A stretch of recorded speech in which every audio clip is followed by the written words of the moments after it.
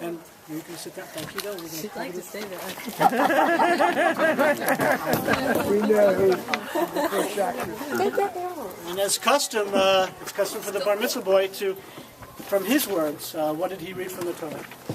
My Torah portion, Shemot, which is in the very beginning of the book of Exodus, talks about how all of Joseph's family came to Egypt. In total, 70 people came. At the time, Joseph was the Pharaoh's right-hand man. The Israelites had multiplied greatly, and they now filled the land. A new Pharaoh rose, and he didn't know Joseph. He saw the Israelites were everywhere, and he made them into slaves, because he feared that they would come to power in Egypt. Pharaoh encouraged his people to look down the Israelites as well. The Israelites continued to multiply, and the Pharaoh ordered all the Jewish midwives that all Jewish male babies were to be killed at birth. The Jewish midwives knew that persecution was wrong and did not follow the Pharaoh's orders. Pharaoh then ordered the Egyptian people to throw any Jewish baby boys into the Nile River. This has to be considered to be a case of racism. Pharaoh didn't even give the Israelites a chance. He was threatened by the Jews' multiplicity. In verses 8 and 9 it says, "Now there arose a new king over Egypt, who didn't know Joseph.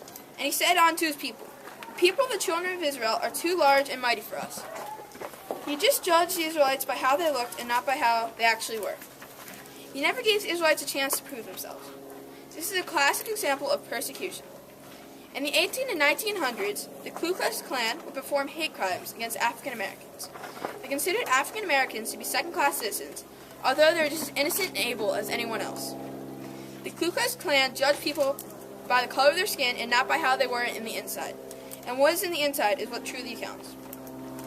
Racism is something that goes on every day in the world around us. This doesn't mean that it can't be prevented. It can be prevented by judging a person not by the color of their skin or their religion, but by how they are in the inside. If I was looking back then, I would have gathered the Israelites and taken a stand, similar to how Martin Luther King took a stand for equal civil rights in the 1960s. I would have led all the Israelites into Pharaoh's palace and shown them that the Israelites were worthy of being treated fair, since they were equal to the Egyptian people. Racism also comes in another form, bullying. Bullying is something that I see go on every single day at school, through name-calling and or social situations. I always feel bad for the kids being bullied, so I started to wonder what I could do to help the victim. I thought about it and I said to myself, why don't I stand up for my fellow classmate? So the next day in the locker room, when a friend was being name-called, I stood up for him. It might not have been the way of the crowd, but sometimes you need to take a stand to prevent someone from having their feelings hurt.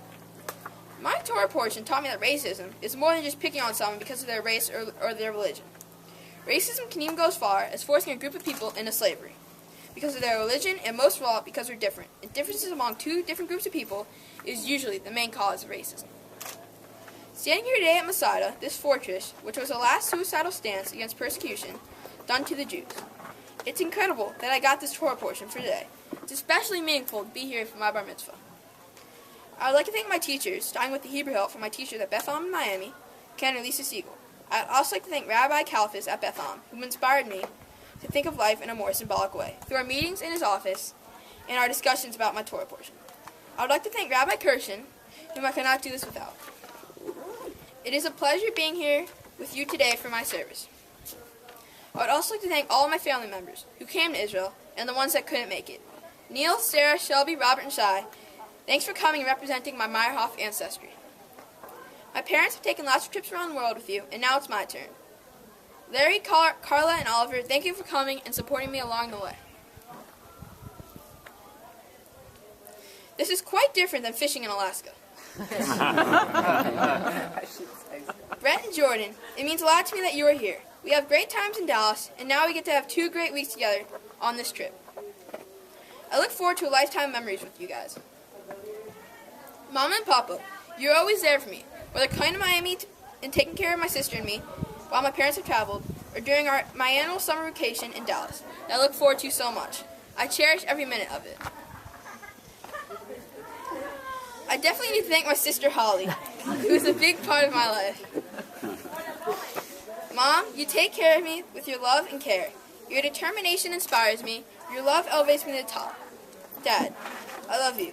You are my best friend, and you always will be. Mom and Dad, thank you for everything you provide me with. And thank you for taking me on a trip of a lifetime that I will never forget. I love you. Okay. So you're going to cry. I don't know if your parents can speak now. Can you? Yes. She might have to finish the speech, but I'll try to come up with this. I wrote a daddy's thing.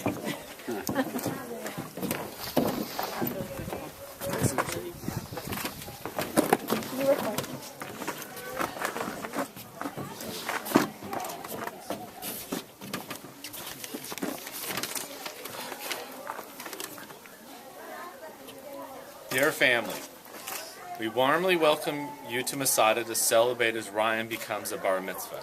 This is one of the most joyous events of our lives, and we are honored to have you worship and share this occasion with us. Celebrating with our cherished family gives us pleasure as we watch Ryan take this important step in his life.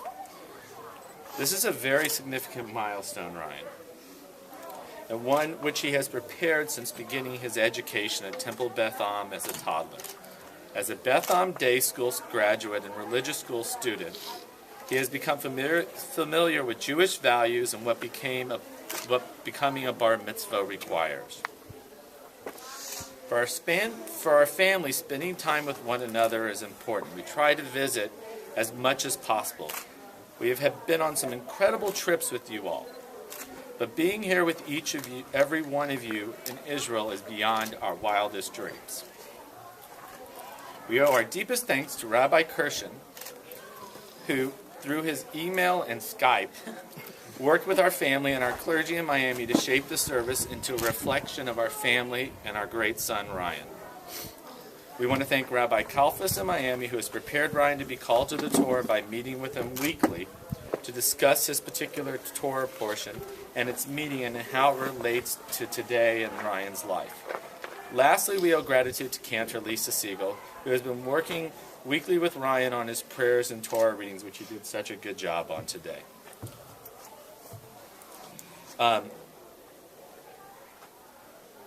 Through her candor and her sharp sense of humor, she motivated Ryan to be ready for the Torah today. Lastly, we thank Ryan for bringing such joy to our lives. Ryan, you're our first child. We did not even know we were going to have a boy or a girl until you were born. What a wonderful son and big brother to Holly you've turned out to be. L'dor v'dor, from generation to generation. I was a bar mitzvah, and now you are a bar mitzvah. 17 and a half years ago, when your mom and I were married, we had hopes and dreams for a great family.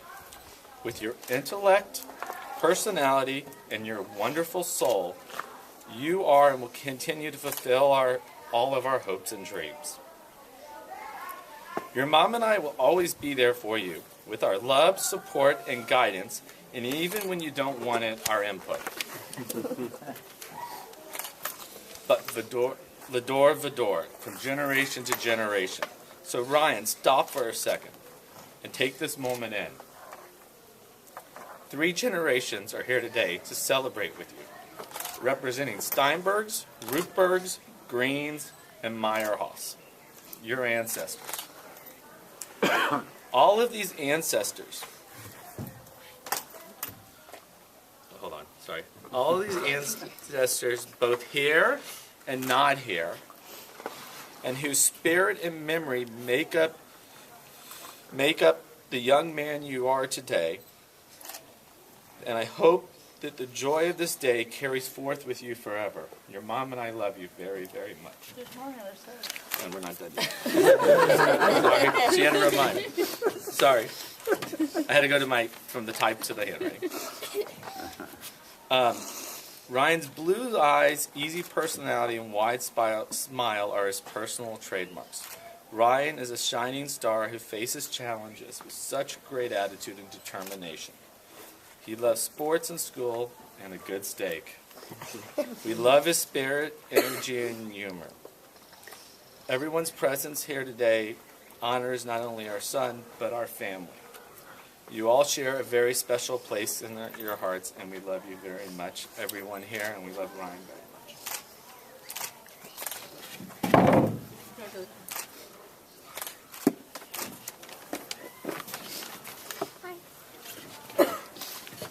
back to you.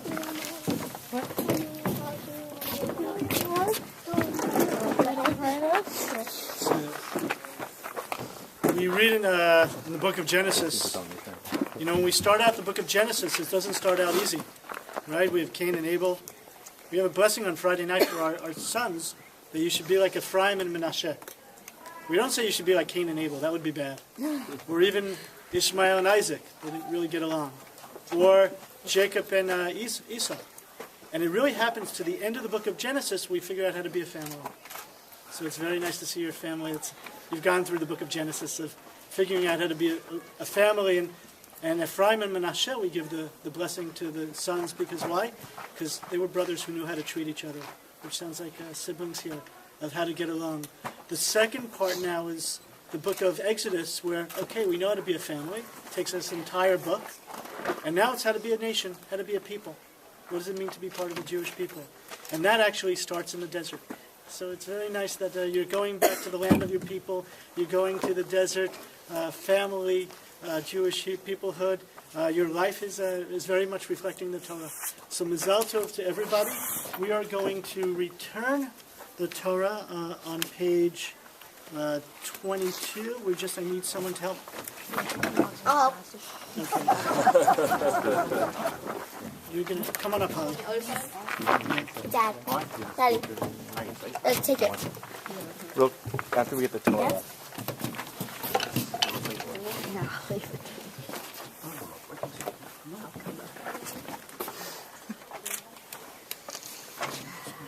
After we put the Torah in, this is a little tricky, this one.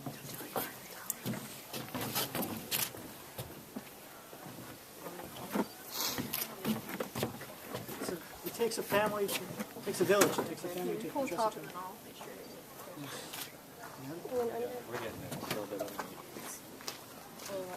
Is it stuck? Oh, we're done with the hard part. It's right here. I got it. It's stuck. Oh, I yeah. think it might be.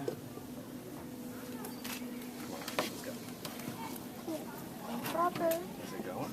Something in the. I don't see it. I don't see this. Here, let me. Pull it out, pull it out. Take it. No, it's, oh, here, look.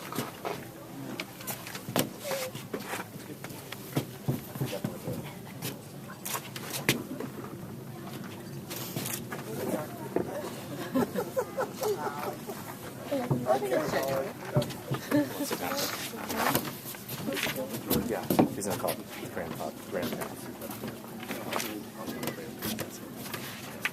Please rise.